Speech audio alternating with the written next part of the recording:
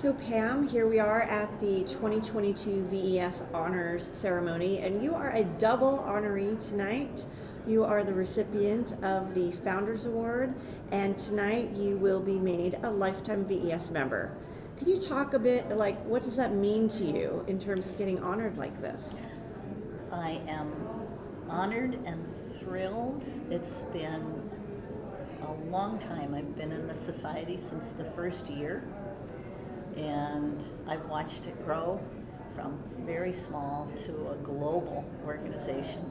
And to be part of that has been so enriching for me, and to have the society and the members and the board of directors recognize and say thank you means an awful lot to me.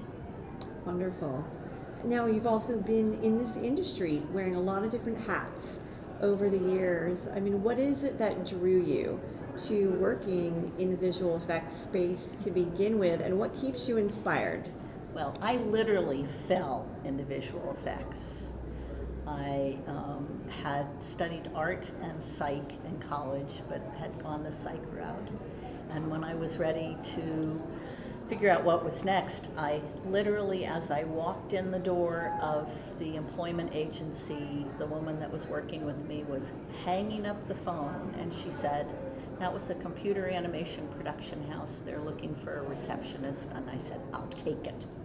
And that was at Digital Productions back in 1982. And I fell in love with the industry and the people that are in it. So I've watched not just the society grow, but the industry really grow, and it's been very exciting. Well, as someone who has been in the industry, like you said, for several decades and successful, who's looked up to as a role model for the people who come after you, do you have any particular advice to share for young, aspiring professionals and young women in particular who are, trying to figure out their path forward? I think two things. One, go for it, do it.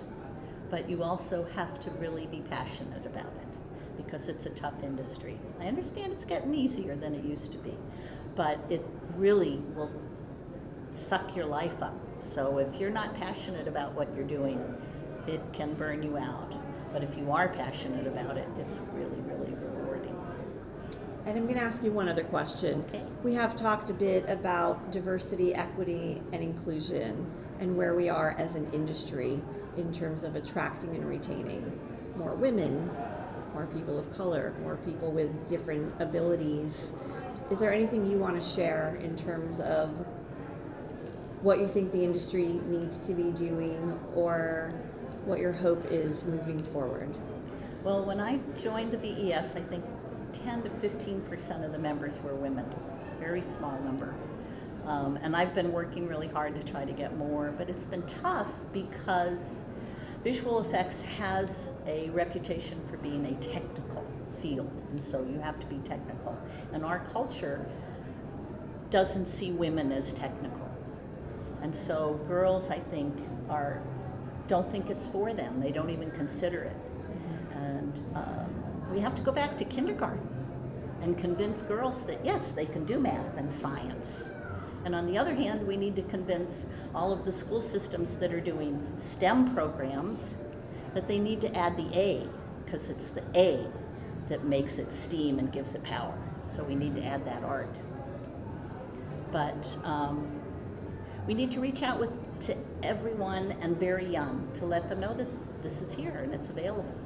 And no matter what you want to do in production, or no matter what you want to do, that job is available in production. Whether it's visual effects or catering or bookkeeping.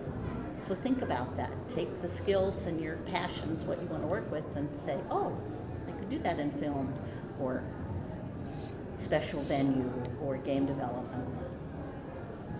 So, does that answer your question? It does.